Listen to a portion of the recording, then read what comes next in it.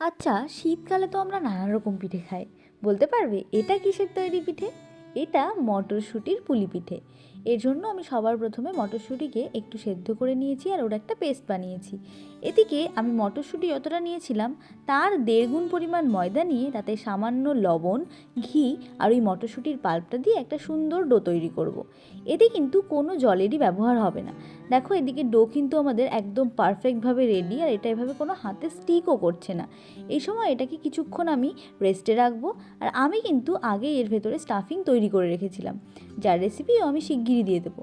এখানে আমি স্টাফিংটা তৈরি করেছি নারকোল, গুড় আর একটুখানি ক্ষীর দিয়ে, যাতে কিন্তু স্টাফিংয়ের টেস্টটা আরও বেড়ে যায়। এর সাথে সাথে আজ কিন্তু আমি দুভাবে পুলি পিঠে বানাবো। প্রথমে এটাকে বেলে নিয়ে একটা বাটি দিয়ে ছোট ছোট অংশে কেটে আমি বানাবো। আর সেকেন্ড, যেভাবে আমরা ট্র্যাডিশনালি বানাই, মানে ওই হাতে ছোট ছোট গোল নিয়ে তার বাটি বানিয়ে প্রথমে ছোট অংশগুলোকে কাটবার পর এর মধ্যে স্টাফিং ভরে মুখটাকে ভালো করে সিল করে দেওয়ার পর আমাদের বুড়ো আঙুল নিয়ে একটুখানি চেপে দিতে হবে। পুরোটা ভালো করে চেপে দেওয়া হয়ে গেলে ওর যে এক্সেস অংশগুলো, ওগুলো হাত দিয়ে আবার রিভার্সে আমরা ঠেলে দেবো। তাহলে একটা খুব সুন্দর ডিজাইন হয়ে যাবে। এটাকে তো এভাবে রাখলেও সুন্দর লাগে, তবে আমি মাথাগুলোকে আরেকটু চেপে শার্প করে দেবো যাতে দেখতে আরও ভালো লাগে।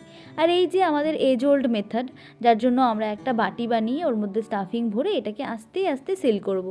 আর সত্যি বলছি, আমার কিন্তু এমনি পুলি পিঠের চেয়ে এটা বেশি ভাল লাগে। আমি এই পিঠে প্রথমবার খাওয়ার পর থেকে শীত এলে এই মটরশুঁটির পুলি কিন্তু আমাদের বাড়িতে একবার না একবার হবেই হবে।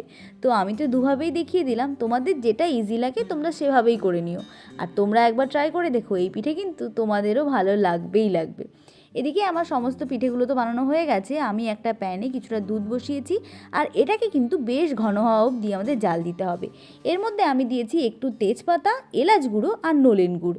শীতকালের পিঠে মানে তো নলেন গুড় থাকবেই। এরপর আমি আস্তে আস্তে দুধের পাত্রটার একদম সেন্টারে পিঠেগুলো একে একে ছেড়ে দেবো।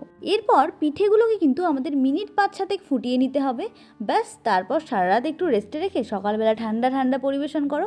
আর এটা ট্রাই করে আমাকে জানাও।